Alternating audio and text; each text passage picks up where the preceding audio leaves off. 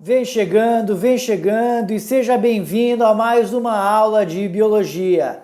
O nosso assunto dessa nossa aula é bioenergética, lembrando que bioenergética são processos metabólicos divididos em dois grandes grupos, os grupos dos autotróficos e os grupos dos heterotróficos. No grupo dos autotróficos já está aqui um vídeo sobre fotossíntese, mas dos heterotróficos, lembrando, mais dois grupos, dos anaeróbicos, fermentação. E agora nós vamos ver dos heterotróficos aeróbicos, com a respiração celular. Aonde ela acontece, quais são as etapas, o que ela produz, enfim, todas as características metabólicas da chamada respiração celular. Vem comigo e vamos para a nossa aula. Começando a nossa aula sobre respiração celular, processo metabólico, lembrando, olha só aqui em cima, que é heterotrófico, ou seja, necessita de uma fonte orgânica para produzir energia, ou seja, necessita de uma fonte de alimento, e também é um processo dito aeróbico, o que significa que ele utiliza como reagente o oxigênio. Mas esse processo metabólico, ele vai acontecer por intermédio de uma organela que é a chamada mitocôndria. Aqui está ela, ó, a mitocôndria. A organela mitocôndria, ela vai ter algumas características bem particulares, porque junto com os cloroplastos são as duas únicas organelas formadas por membrana externa e membrana interna. Aqui estão elas, ó, a membrana externa e a membrana interna. Essa membrana interna, ela sofre uns processos de invaginação, que estão aqui eles, ó. Tá vendo esses processos de invaginação? Que são as chamadas cristas mitocondriais. Nas cristas mitocondriais, a gente vai encontrar aqui as chamadas enzimas respiratórias. Enzimas respiratórias. Depois a gente vai ver quem são essas enzimas. Só que, claro, como a gente tem nessa parte da mitocôndria, membrana externa, membrana interna, as cristas mitocondriais, o interior da mitocôndria é chamado de matriz mitocondrial. O que a gente encontra nessa matriz mitocondrial e que é importante a gente saber? Olha lá. Lá na matriz mitocondrial encontramos DNA e ribossomos, tá? Além de ter ribossomos lá no citoplasma, além de ter ribossomos aderidos à membrana do retículo endoplasmático rugoso ou retículo endoplasmático granuloso, nós temos também ribossomos dentro da mitocôndria, tá? Se a mitocôndria tem DNA, se a mitocôndria tem ribossomos, o que significa isso? Significa que ela vai apresentar uma capacidade de fazer a sua autoduplicação, ou seja, uma mitocôndria ela consegue se multiplicar independente se uma célula está se multiplicando, ela vai ter função independente nesse processo metabólico, mas pela presença de ribossomos ela consegue sintetizar as suas próprias proteínas, certo? Então isso é bem importante você lembrar aqui, a presença de DNA, a presença de ribossomos, dado essas duas características, elas conseguem se autoduplicar e conseguem sintetizar as suas próprias proteínas. Então lá dentro, ó, vai ter o ribossomo, do ribossomo vai ter o... Eita, deixa eu fechar aqui, ó. O DNA e vão ter lá dentro ainda os ribossomos. Olha lá os ribossomos bonitinhos ali eles. Muito bem. Os ribossomos lá na matriz. Certo? Então, vamos começar agora a ver as etapas metabólicas da respiração celular. Lembrando que a respiração celular ela vai se dividir em 3 passos. A glicólise, o ciclo de Krebs e a cadeia respiratória. Vou explicar pausado cada um deles em separado. Vamos lá, me segue e vamos ver essas partes metabólicas aí da respiração celular. Começando a respiração celular, a primeira parte delas é a chamada glicólise. Então tá aqui em cima, ó, a primeira parte da respiração celular é a chamada glicólise. A glicólise, ela ocorre lá no citoplasma e vai ter uma produção de 2 ATPs totais. Antes de começar, é bem comum ser comparado dentro dos processos heterotróficos a glicólise à fermentação. Por quê? Porque a glicólise também é um processo, nas entrelinhas, anaeróbico, ele não utiliza oxigênio. Então ele é bem parecido, metabolicamente falando, com a fermentação em si. Antigamente a gente dizia que a glicólise era uma fase anaeróbica dentro do processo aeróbico. Hoje em dia não se usa mais isso. Hoje a gente sabe que a glicólise ela é aeróbica por fazer parte de uma respiração, por fazer parte de um processo aeróbico total.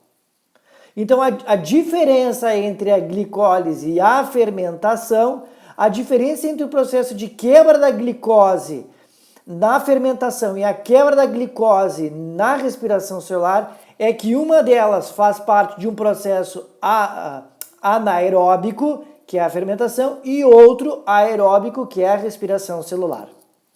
Iniciando, temos aqui a molécula então de glicose, C6H12O6, mas a molécula de glicose não vai se quebrar sozinha, lembrem disso. Então, para conseguir quebrar a molécula de glicose, aqui vai ser utilizado 2 ATPs. Opa, 2 ATPs. Tá? Ao utilizar esses 2 ATPs, até vou melhorar ele aqui, ó, que é uma molécula energética, ó, tá vendo? Ao utilizar esses 2 ATPs e quebrar eles, essa glicose irá produzir a partir da sua quebra 4 ATPs. Olha ali. 4 ATPs. Então pensa comigo, ó. Utilizei 2, ganhei 4. Ou seja, meu balanço final energético positivo de 2 ATPs.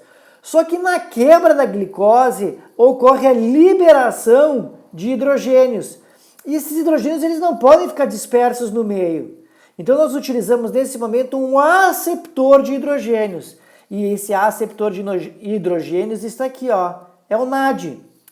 Então lembrem que esse NAD, sem o hidrogênio, ele está oxidado. Aqui em cima também, ó. Oxidado. Só que quando ele pega esses hidrogênios, olha lá, quando ele pega os hidrogênios da glicose e fica NADH, aí, bom, já vou falar sobre isso. NADH, ele vai ficar, então, reduzido.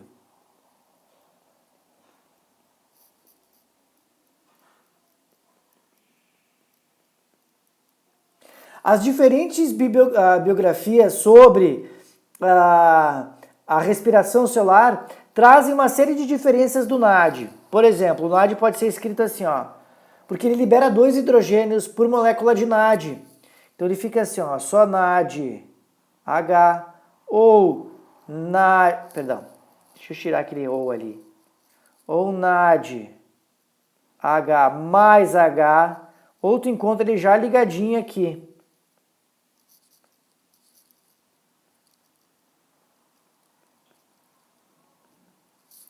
Eu vou usar esse NAD aqui, ó, porque é só um hidrogênio que se liga a ele, certo? Mas claro, ele fica próximo ao outro, que ele faz, né, uma outra ligação aqui, mas não ao NAD, tá? Enfim, quando ele quebra a glicose, ele vai produzir ali duas moléculas de ácido pirúvico. Opa, escrevi molécula antes aqui, ó. Vamos lá. Pirúvico. que vai ter 3 carbonos. Então, olha lá de novo, ácido pirúvico, que vai ter 3 carbonos. Os dois vão ter essa molécula aí, tá? Então, quando a gente vê isso, opa, deixa eu colocar aqui, tudo certo, só deixa eu... Aí, ó. Meu Deus do céu. Vamos lá de novo. Fechou? Tá. 2 ácidos pirúvicos aí. O que acontece agora? Que este ácido pirúvico, ele vai sofrer a ação de uma enzima, que é a chamada, de novo, a gente já conhece ela, né? A chamada descarboxilase.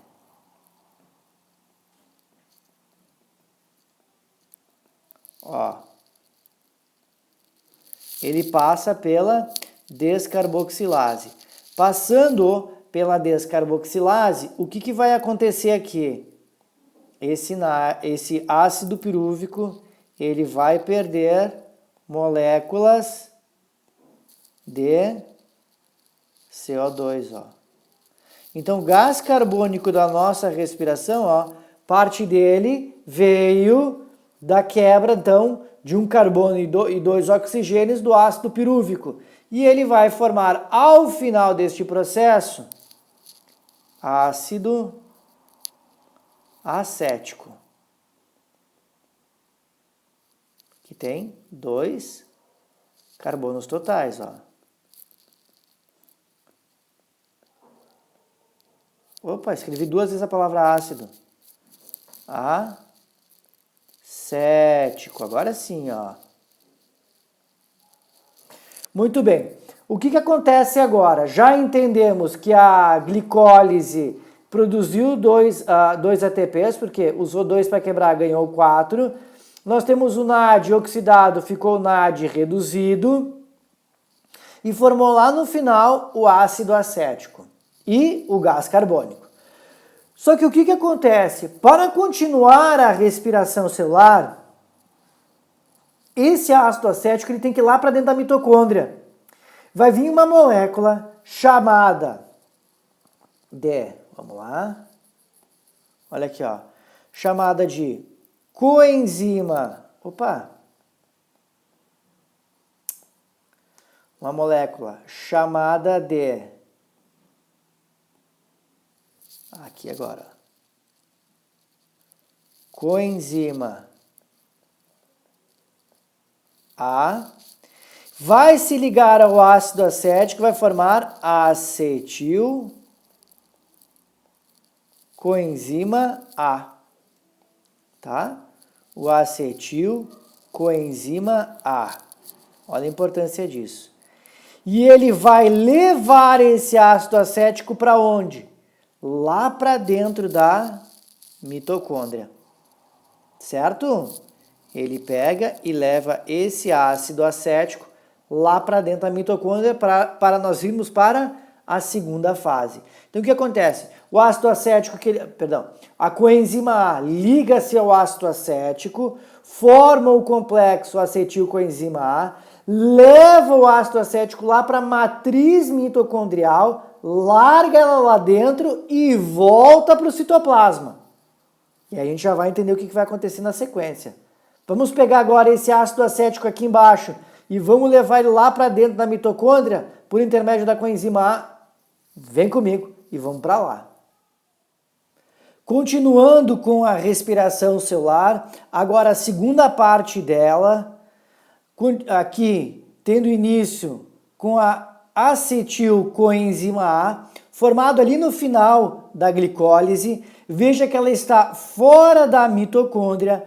A coenzima A que se ligou ao ácido acético vai levar ela lá para dentro da mitocôndria. Olha lá, levando ela lá para dentro da mitocôndria. E ele larga lá dentro, ó, o ácido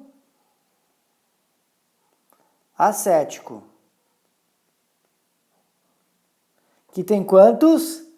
2 carbonos. Tá? E essa coenzima A volta lá para o citoplasma. Então ela pega o ácido acético, leva lá dentro da mitocôndria e volta para o citoplasma. Já vamos entender o porquê. Esse ácido acético, na verdade, tem uma molécula esperando ir lá dentro da chamada matriz mitocondrial. Matriz mitocondrial, aqui ó, o interior da mitocôndria, onde se dá o início do chamado ciclo de Krebs ou ciclo do ácido cítrico.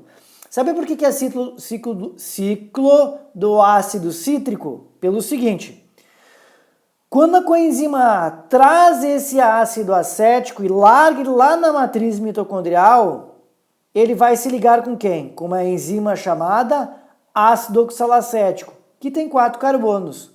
Uma molécula de 2 carbonos, mais uma molécula de 4 carbonos, vai formar o chamado ácido... Eita! Deixa eu melhorar isso. Olha lá. Vai formar o ácido cítrico, que vai apresentar 6 carbonos. Então a gente pode chamar ele de ciclo de Krebs ou também chamar de ciclo do ácido cítrico. Lembrando que ele ocorre aqui na matriz mitocondrial, lá dentro da mitocôndria. Pois bem, só que no início desse ciclo, ele é um ciclo de oxidação que vai perder hidrogênios. Então, no primeiro processo, ele vai perder moléculas, né, de hidrogênio, só que ele não pode perder isso para a matriz. E o que ele faz? Vem lá novamente, ó. Deixa eu pegar aqui, só diminuir. Aqui. Vem. Só deixa eu trocar um detalhezinho aqui, bem rápido, fechou. Vem aqui agora, ó, o chamado NAD, nesse estado oxidado, ele vai ficar reduzido. Só que quando ele oxida, o que acontece com ele também? Ele vai perder aqui dentro os chamados, a molécula de gás carbônico.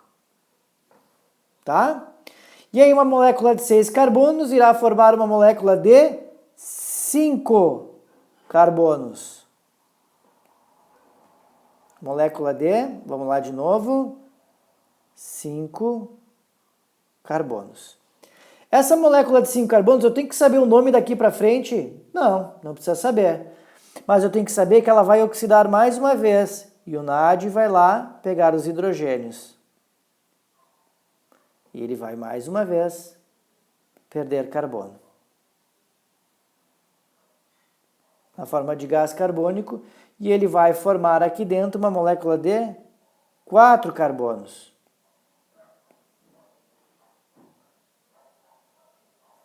E aí, quando ele forma essa molécula de 4 carbonos, ele vai formar em seguida um ATP.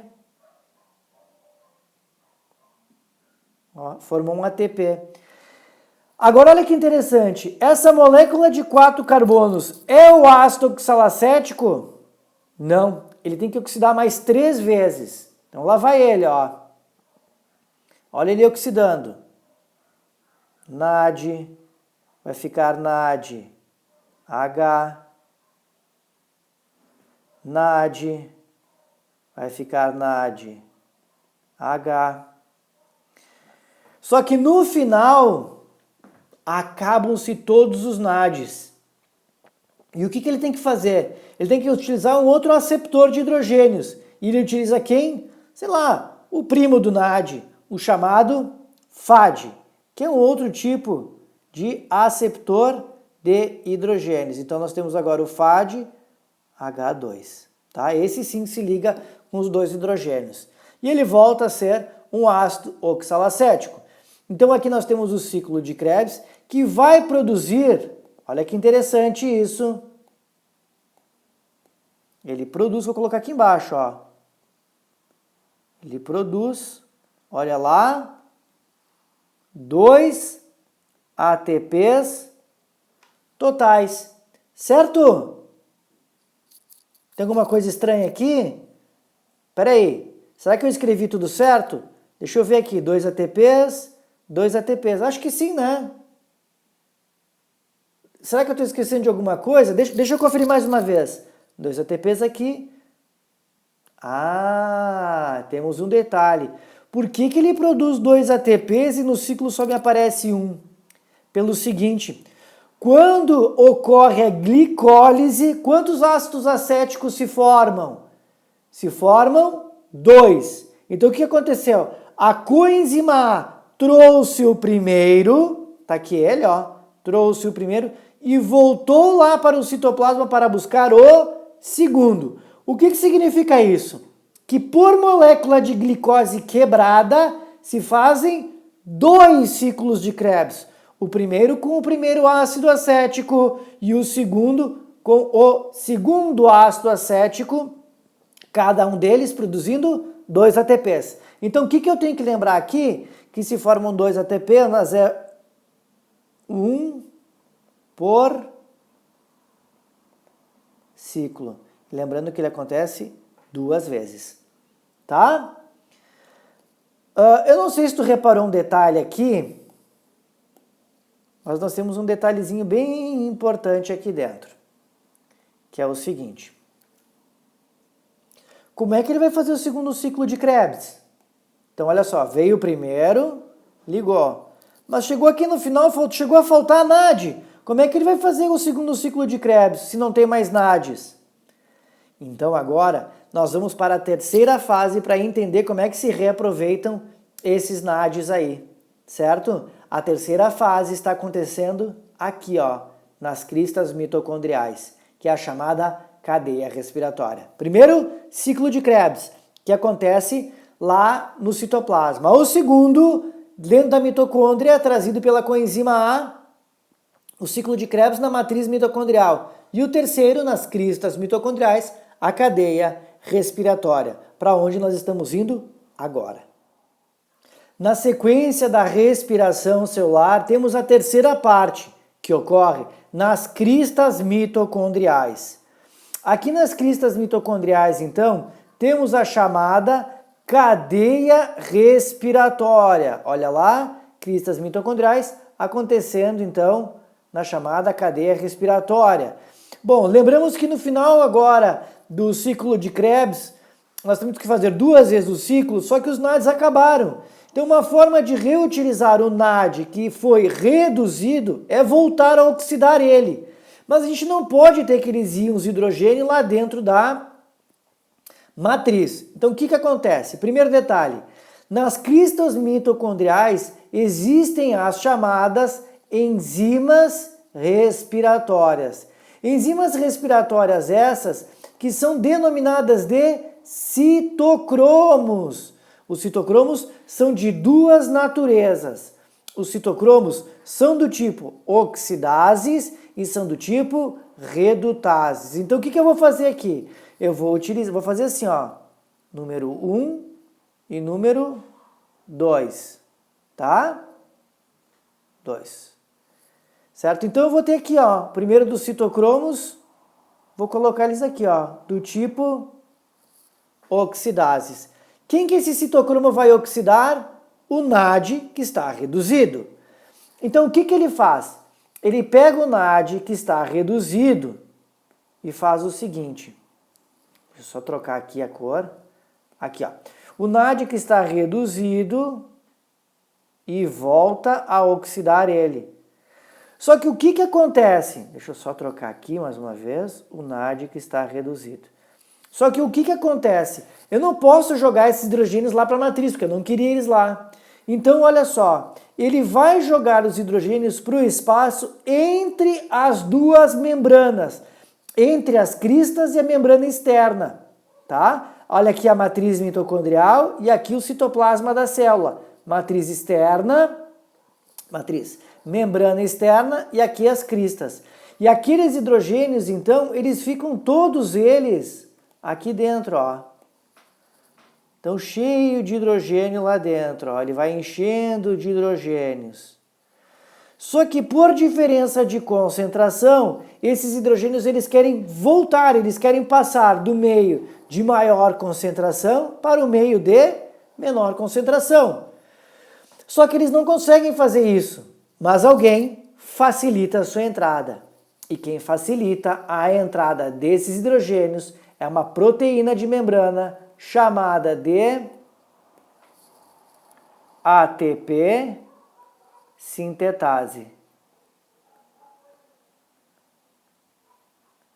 Tá aqui ela, ó. A ATP sintetase. Essa ATP sintetase ela é muito interessante. Por quê? Porque ela é uma proteína formada por duas subunidades. Uma maior, presa às cristas, e uma menor, solta, porém ligada a um eixo.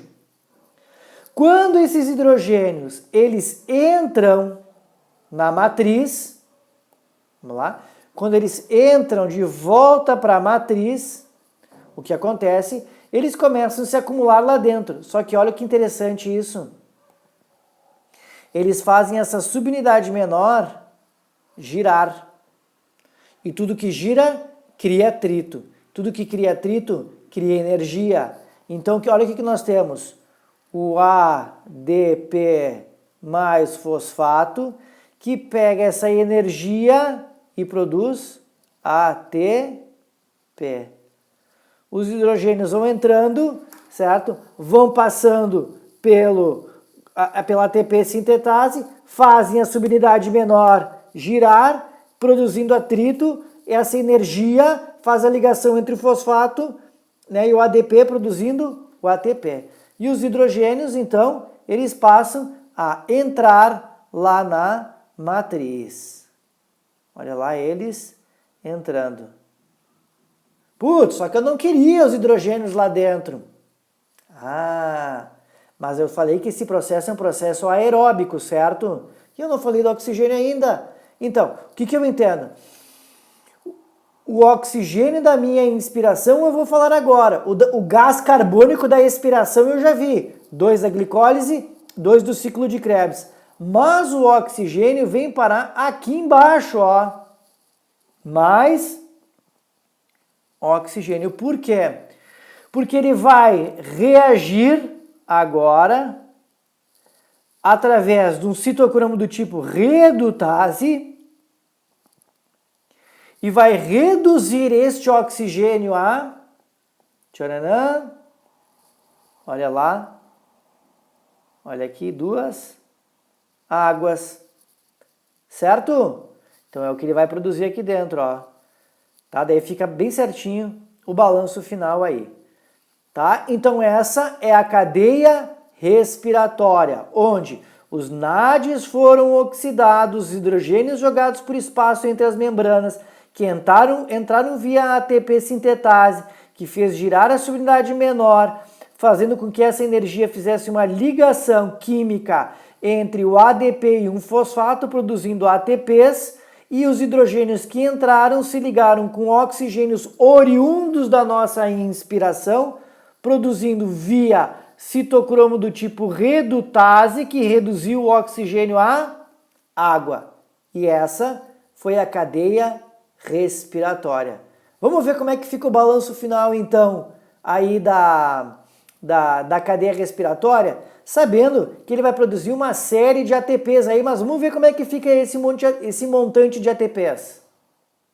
Chegando ao final da respiração celular, nós temos agora o balanço da produção de ATPs em cada uma das fases, dado a produção de NADs e FADs em cada uma delas. Então, olha só, vem comigo aqui. Lá na glicólise, são produzidos 2 NADs, tá? Veja que aqui eu representei os 2 hidrogênios já juntos, ó. Então, são produzidos 2 NADs. Esses vão produzir 4 ATPs. Lembre-se, a gente utiliza 2 NADs para quebrar a glicose, mas ganha 4, tá? O balanço final vai ser 2. Lá embaixo tem o gasto, já vai entender ele. Lá no ciclo de Krebs, lembra que ele faz 2 voltas, ele faz 2 ciclos. Então, ao total se produzem 8 NADs e 2 FADs, produzindo 2 ATPs. Lá na cadeia respiratória se produzem 10 NADs, 8 mais 2, 10, mais 2 FADs, se produz 30 ATPs por NAD e 4 ATPs por FAD, somando um total de 40 ATPs.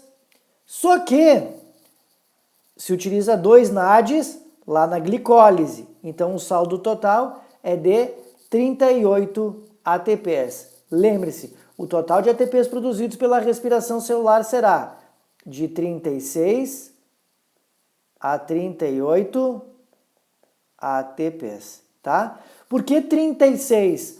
Porque a maioria das células não utiliza esses NADs na cadeia respiratória. Quem usa esses 2 NADs são as células do sistema nervoso e as células musculares que necessitam de mais energia. Então eles não usam, a grande maioria das nossas células não usa esses 2 NADs para serem oxidados aqui na cadeia respiratória. Então eles produzem 36, 2 ATPs a menos daí. Tá bom?